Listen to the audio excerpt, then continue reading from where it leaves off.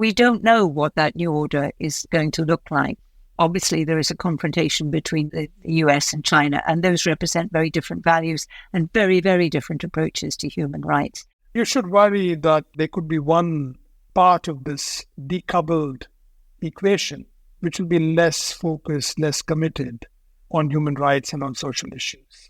So I think we're coming into this conversation at the right time. Hi there, and welcome to Voices from the Institute for Human Rights and Business, also known as IHRB. I am Deborah Sager, and in this podcast, you will hear from people working to make respect for human rights part of everyday business. You've just heard from Vasuki, Shastry and Isabel Hilton. They're both journalists. Isabel is a climate specialist. She also founded the NGO-China Dialogue. Vasuki is an author. He's written books on ESG and Asia, and he's also a banker. They're talking about decoupling, a process which is impacting human rights and business globally.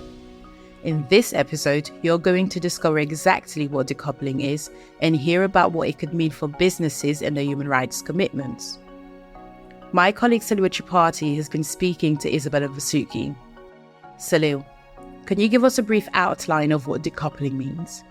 It's basically a term that originates in military and defense, but essentially it means when something changes and the old order has come apart. So when two entities are together or two ideas are fused together, they come apart. And why are we talking about this now? So there are several reasons to talk about it now, Deborah. One is that essentially the international architecture of the order that we work under goes back to 1945 when the United Nations was founded, and it was also the time when the international financial architecture was created with the World Bank and IMF. So that United Nations created the framework of international law, how nations react to each other and govern each other. Universal Declaration of Human Rights came out in 1948. This year we celebrate its 75th anniversary. So all those frameworks or grounding rules go back to that. But we have now come to a time where some of these assumptions are being challenged. The way the conflicts have gone on, both in Ukraine and in Gaza, shows the limits of what international law can achieve. And also it places businesses in a very peculiar position because they have to obey rules, and the rules themselves do not seem to be working, and they're often called upon to do more than what they are required to do as a legal obligation. And it's in that kind of a context that all kinds of new alignments are taking place. Emerging powers are coming out, which have their own perspective, the G15, G20, and also the BRICS formation that has brought together Brazil, Russia, India, China, and South Africa. And then on top of that, you have a new alignment or new forms of relationship being formed between Xi Jinping of China and President Joe Biden of the US about where the limits are. Can you really disengage, disentangle, or is it not possible to do so, and that you have to be together? And in a way, it's a kind of situation, the Irish poet W.B. Yeats has talked about it, that center cannot hold and things fall apart. And what happens after it falls apart, we don't know. It's a bit like, you're playing snooker and somebody has hit the ball hard and all the balls are moving in different directions and we don't know how they're going to settle. Thanks for that. This is a big topic and understanding the terminology is really important. Let's start by hearing from Vasuki, who explains that there's a common misconception about decoupling. I guess the starting point is decoupling is widely understood, or shall we say misunderstood, to be primarily an economic phenomenon. An economic phenomenon really centered on trade and investment concerning the incumbent superpower, which is the United States, and a rising one in the form of China. And our entire analysis, the entire analytical community, has really focused on what happens if China and the US decouple in economic terms, in terms of reconfiguring global supply chains away from China. And, the business community is fretting about the costs of such decoupling. But I think we should recognize that any kind of decoupling, and we don't see much evidence of that as yet. So this is probably a prospective phenomenon which will unveil itself in the next few years. It will have a long, fat tail in terms of social and political costs. that we, I think, really need to begin to analyze and understand. The business community has been on this human rights journey for the last few decades. They've essentially been, in many cases, compelled to pursue the highest standards of governance, human rights, and, wider economic, social governance standards.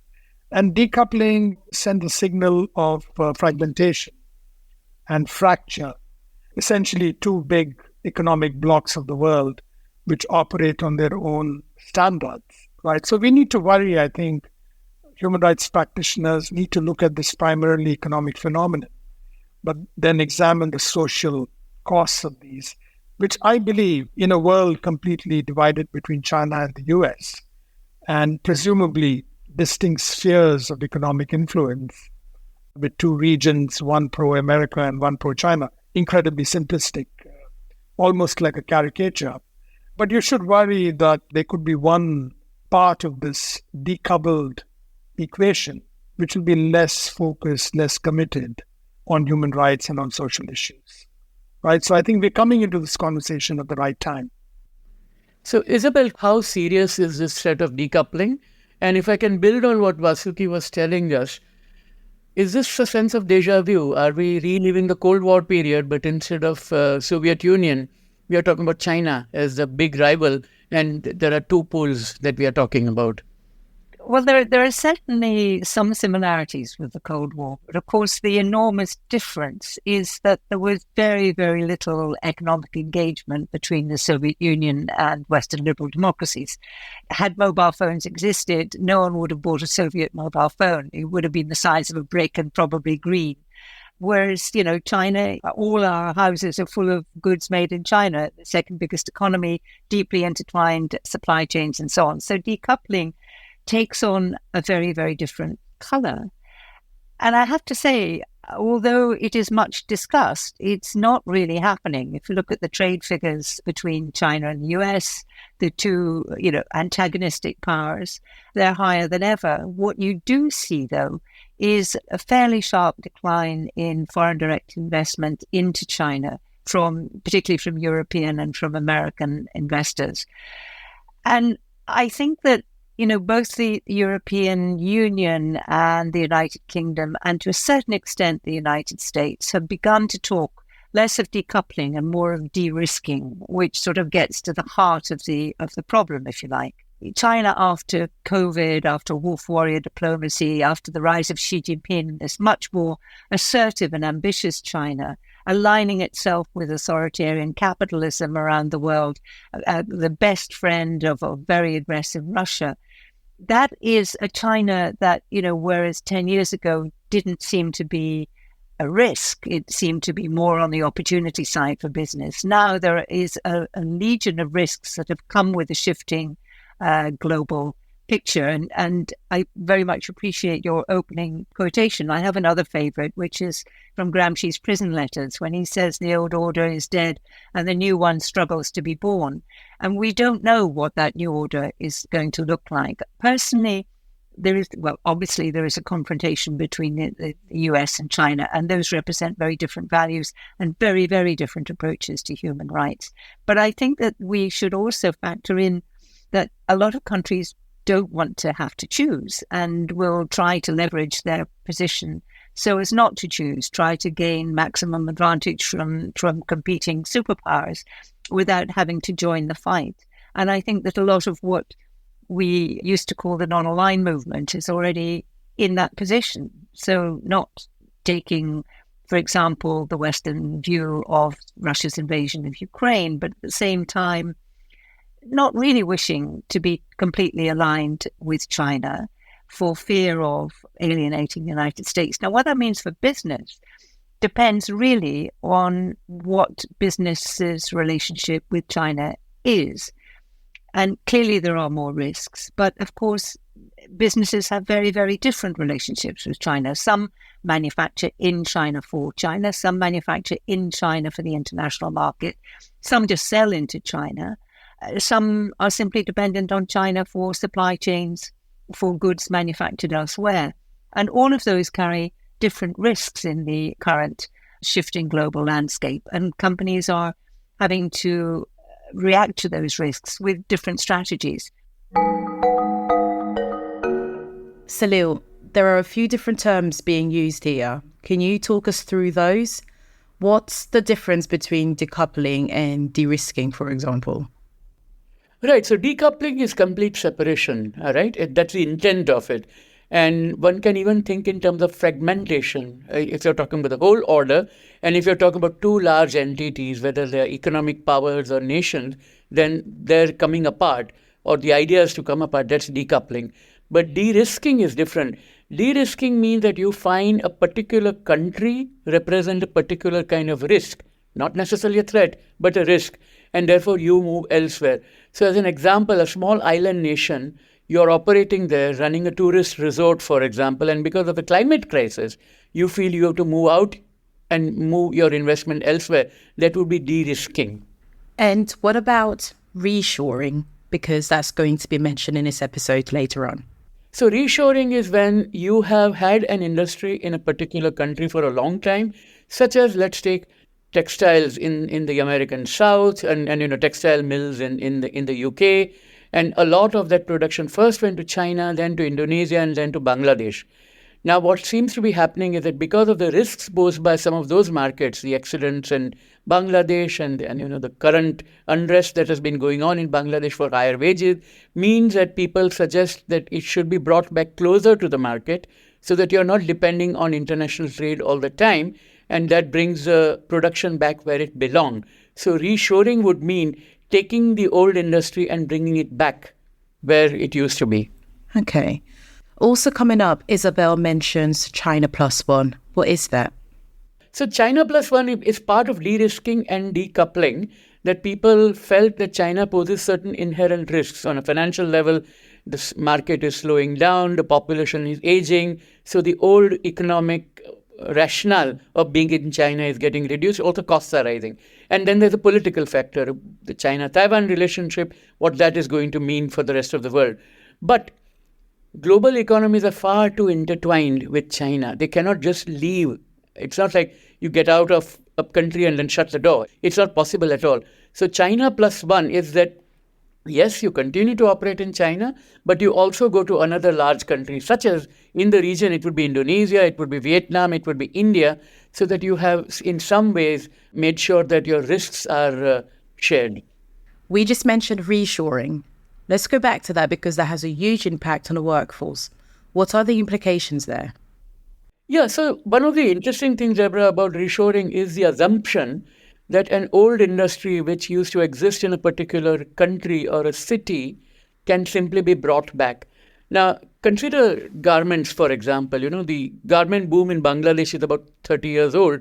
So the garment and textile industry actually left the West almost 40 or 50 years ago. Those workers are now, probably old or pensioned, and they're not going to be able to work anymore.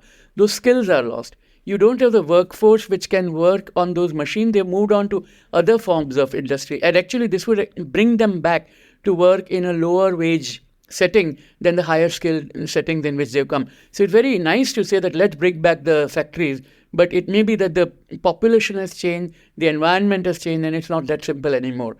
And the new workforce is also trained in a different way. We are in the age of artificial intelligence, more automation, production processes are different, so they have to be completely reskilled, and it's not as simple as it sounds that you can just bring back the jobs that had once gone to China or to Mexico in the US context.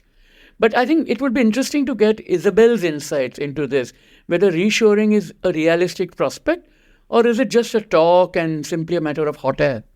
Well, it's not entirely empty talk. And you see there are, again, subcategories of the whole sort of shoring suite. So there's reshoring, there's friendshoring, there's nearshoring, there's China Plus One. And you see the companies that have big operations in China exploring the possibilities of all of those. So, for example, Apple, which has enormous investments in China and which is already beginning to feel the heat of the global confrontation. As you know, the United States has been very hostile to Huawei Huawei produced a new phone recently with quite advanced chip technology. And for patriotic reasons, Chinese have been buying this rather more than they've been buying Apple's latest offering. At the same time, Foxconn, who are Apple's major manufacturers in China, a Taiwanese company, in fact, but very well established in China, has come under scrutiny from the Chinese regulatory authorities, which is a sign that, political disfavor has set in. So Apple has opened up some manufacturing facilities in India, but of course they're coming across the problem that you outlined, which is that China has, after nearly 30 years of a very rapid and increasingly sophisticated industrialization, has one of the best workforces in the world. They are highly educated, they're extremely skilled, they produce more engineers than anyone on the planet, and these people are accustomed to a rapid pace of innovation. So it's going to take time. And so you see Apple, for example, will keep a lot of its manufacturing in China for as long as it can, whilst it goes through the rather painful and expensive business of building up capacity elsewhere. You can't just turn something off and build it overnight. It's not possible. We see that with advanced chip technologies. Again, the vulnerability of TSMC on Taiwan is very much on people's minds. But you also see it in supply chains, so things like critical minerals. They are impossible simply to conjure up overnight. Although efforts have begun, it's going to be slow. Vasuki, I wanted to come back to the point that both Isabel referred to first as China plus one. And you know Southeast Asia very well. You speak some of the languages from the region too. Thailand, Vietnam, Indonesia are destinations which are also hungry for investments leaving China. So if one were to look at it really from the perspective of governance models and human rights respect and all that, if that's the ostensible reason to move away from China, places you're considering are also not paragons of human rights to start with. And B, it creates its own kind of challenges. How realistic it is about money actually moving out, and are the destinations which are hungry for those investments even ready for it? Yeah, I think the fundamental factor to note is wages in China have increased significantly. And possibly for the kind of foreign investment that China used to attract even 3 years ago, wages have risen to unsustainable levels. So there's a natural, and this is part of the great game of globalization, that companies begin to chase low-wage, more competitive places to do business in. So there's a logical outflow of investment away from China, which if, in a world without these tensions, would have probably accelerated at its own pace. But decoupling, or at least the threat of decoupling, is placing this additional pressure.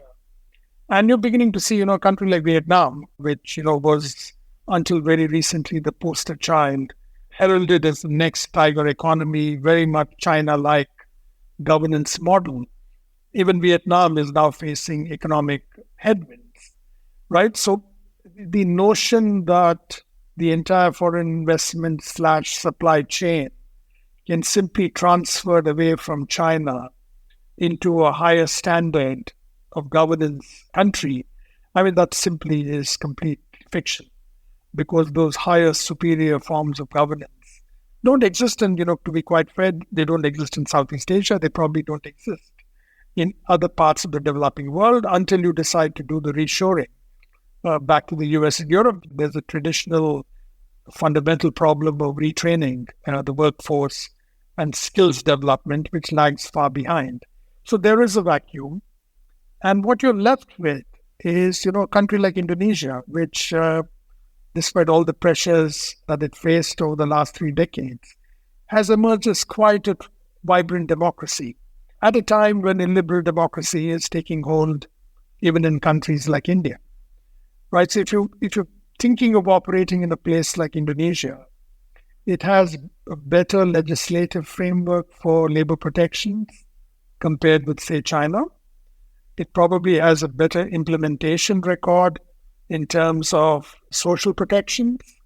At least it may not be in terms of dollar value as high as China, but at least you've got the democratic process, which ensures that people on the ground have access to social services. And I think this is a good building block for business. Unfortunately, the other two countries that you mentioned, Thailand probably is an extreme example where the entire civil political process has been completely undermined for the last 2 decades. Malaysia is in a slightly different position. It's also, a more sophisticated, advanced economy compared with Indonesia and Vietnam. So probably Malaysia belongs to a separate bucket.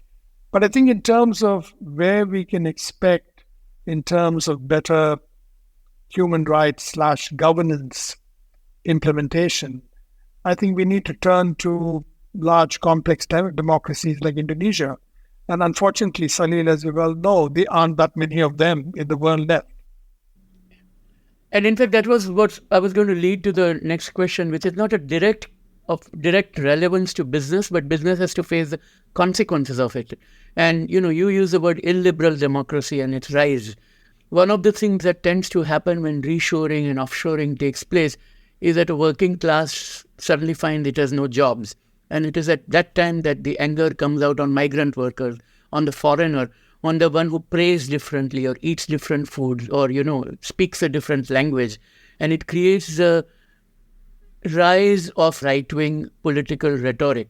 And it's that kind of a context that happened. And business ends up facing the consequences because it has to manage workforces, it has to have recruitment policies that deal with it. So how grave are those dangers about that kind of a reshoring and the implications on human rights? And what should companies watch out for? My quick take, I'm eager to hear what Isabel has to say from a China perspective.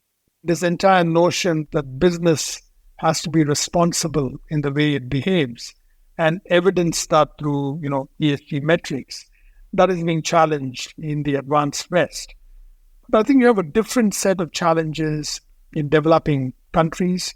If you use Southeast Asia as an example, there's a question today on whether Southeast Asia can continue to rely on, the globalization / trade / investment economic model, right? So they need to build more robust domestic institutions, depend on more domestic demand to boost economic growth. And that takes, a completely different set of governance standards. I think it's easy to be an export-oriented economy where you're, concentrating all your efforts on the country becoming an attractive destination for foreign capital, trying to suppress labor rights, social standards. But when you reconfigure your economy into more domestic orientation, then you have challenges related to building domestic institutions.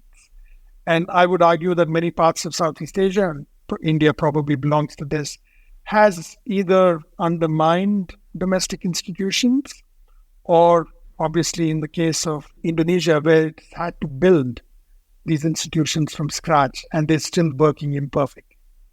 So I would say from woke capitalism perspective, two completely different sets of challenges that the developed West and the rest of the developing world are facing, but both of them have the possibility of backlash. Salil, Vasuki mentioned woke capitalism there. What does he mean by that? Woke capitalism is almost a pejorative term, and it is used by the American right to describe all the feel-good things that companies are doing. And these are all good things, such as making sure that their operations are consistent with sustainable development goal agenda, the climate agenda, human rights agenda, and doing right from the perspective of governance, reporting, labor standards, and so on. What is now also called ESG, or the environmental, social, and governance indicators, by which many people are investing in companies today. So that's a good thing, of course, and a desirable thing, because we want companies to do right and not just to do business. But it's being described as woke, woke is a term that comes from the fact that someone has just suddenly woken up to an idea, but it would have never occurred to them earlier. And therefore, it's called woke capitalism, because the idea behind that is to say that business has only one role, which is to make money. And all these things are not necessarily for business. If they do it, it should be under voluntary standards, or they need not do it at all, because charities, philanthropies, and government and other institutions should worry about these things. Vasuki also talks about the challenge for developing countries having to build more domestic institutions when it comes to reshoring. Could you give us some more context on that? Yeah, I think what he's getting at in when he talks about that is that markets do not operate in a vacuum. Investment doesn't occur in a vacuum. They need to be regulated. They need to operate within the law, and they need to operate within an international framework.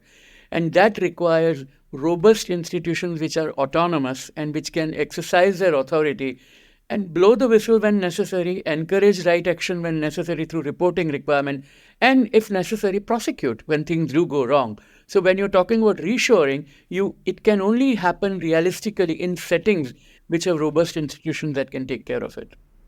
So far, we've been mainly talking about companies moving their supply chains away from China.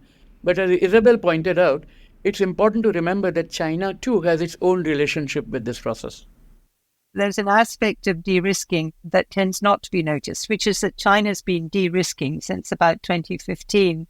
China published in, I think, 2017, published Made in China 2025, which laid out the ambition to reduce its dependency both on export markets, but also on foreign technologies. And there then followed a whole series of investments in technology, state-directed investments, which really raised the level of Chinese innovation and Chinese manufacturing to the point where the United States began to see it as a serious rival in advanced technology. So, China has been doing that, but what we're seeing now as a result of the backlash against China and China's rather more explicit global ambitions is that Chinese companies are moving out of China. So they are also de-risking. And why are they doing this? Well, partly because, as Vasuki said, wages in China have gone up. You have an aging population. You don't have that same huge pool of labor coming off the land and disciplined and willing to work incredible hours. They're a diminishing resource. So China is setting up factories in Southeast Asia. It's also setting up factories in places like Mexico in order to deal with another risk, which is the question of, hostile tariffs from the United States and the kind of general trade war that Trump started and Biden has continued. And also potentially things like CBAM, the carbon border adjustment mechanism that is under discussion in the European Union, very unpopular with the Chinese, and potentially rules of origin. So all of these things represent risks to China's export markets, and Chinese companies are seeking to mitigate those risks by relocating. For companies that had human rights exposure because of manufacturing in China, and you'll recall that really came to a high point with the revelations of the mass incarcerations in Xinjiang, those risks are very much still there, but they're rather harder to identify because Xinjiang was associated with certain commodities, some of which we are going to go on using regardless. I'm thinking of the technologies that go into renewables, for example, silicon. That's very hard to imagine a climate transition without silicon. And China has a big, big stake in the supply. Cotton, tomatoes, because those get mixed up in kind of global supply, it's very hard to identify particular cotton. But in terms of forced labor, which is, again, another bit of US legislation, the difficulty that companies now have in China is that whilst the camps in Xinjiang have largely been dismantled, those camps that, were very much around 4 or 5 years ago, the population of those camps have been distributed largely across the country, some of them in prisons, with some of them in labor arrangements, which are far from voluntary. So they may be working in factories in any other province, or a factory in Hunan that finds itself short of labor can call up the local prison and get an emergency supply. So the question of forced labor in Chinese products and in Chinese supply chains has just become very much harder to identify. And that, I think, is an issue for Western companies. One final question, and this goes back to points that you've both been elaborating here in terms of the meaning for business. Again, to bring back the fact that we are in the year of the 75th anniversary of the UN Universal Declaration for Human Rights, which has kind of stood the test of time. But at the same time, we had, during the Trump administration, talk of re-examining it. Iran has for years talked about an Islamic human rights declaration, which is different. The Indian Home Minister was talking about the need for, more generic thing that would be useful and not as a Western kind of a construct. But if you look at the international standards on human rights and business that have developed over the years, they've all come from one source, which is the so-called Western model, which is not. I mean, it is an international model. All the countries have signed up and ratified these treaties. But with that as one challenge, and Vasuki, the other challenge being, the role about international finance and the World Bank and IMF, if these things are going to be reopened, if at all the UN Security Council is going to be changed, if at all the voting patterns at the bank and the fund are going to change in future over the next 20 years or 30 years, in that sort of a scenario, for a very forward-thinking business, what does the future look like? Obviously, businesses plan long-term. And at this very, very uncertain time, it's very hard to think what's going to happen in December rather than in December 2030. And I know all of our climate change targets are well into the future. And businesses kind of have been forced to think what that shape is going to be if they don't act in terms of climate targets. So I think that's a very, very good organizing principle in the way I think businesses can look at scenarios under which you either have complete disruption of the international system as we know it, to competing standards. You could have an Islamic Declaration of Human Rights, you could have a Confucius Declaration of Human Rights, and you could have a Narendra Modi variant as well. But I think it all comes down to, if you look at what the person on the street, and this is, this could be a mischaracterization, this could be a caricature. Ultimately, it comes down to building economic opportunity, building economic stability, providing social benefits which are accepted to be equitable, right? And I think this cuts across, and that's why I think the UDHR and the Sustainable Development Goals, which I see the SDGs as kind of an updating of the Universal Declaration. And both of them are universal in nature. They've been signed on enthusiastically by democracies, by dictatorships, by developing countries, by less developed ones. So I think completely to reorder that complete system, notwithstanding you may not see governance reforms at the IMF or the United Nations, at least in our lifetime. I mean, I don't see a case for a complete revamp. And I think most sensible, pragmatic people would say, let's just move on. Let's move on the basis of greater solidarity and cooperation, rather than the situation we're in today, where, we have two wars and we have a prospect of a third one in this decade. Yeah, absolutely. No, what you're saying is very sound and hopeful. And Isabel, I just wondered whether you share that optimism. I mean, that's fine if you do, but if you are skeptical, what would be the reason for that? I'm a Scot. We find it very hard to be optimistic. I'm very conscious that I have been recently that everything that we have in the way of the Universal Declaration, the United Nations, and many other things came out of a global catastrophe, and I have a terrible sense that has been forgotten. And that this fragmentation is exactly what will produce another catastrophe if we're not very careful.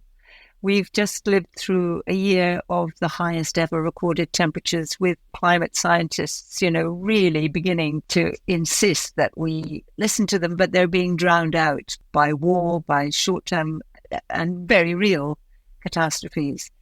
But if I were, and what we mentioned the attack on ESG, one of the difficulties that has arisen this year is that a lot of companies with their net zero targets have decided to go for offsetting using the carbon market. And that is rife with fraud and uncertain, but they do it rather than reducing their emissions, in operations or in any other aspect of their business.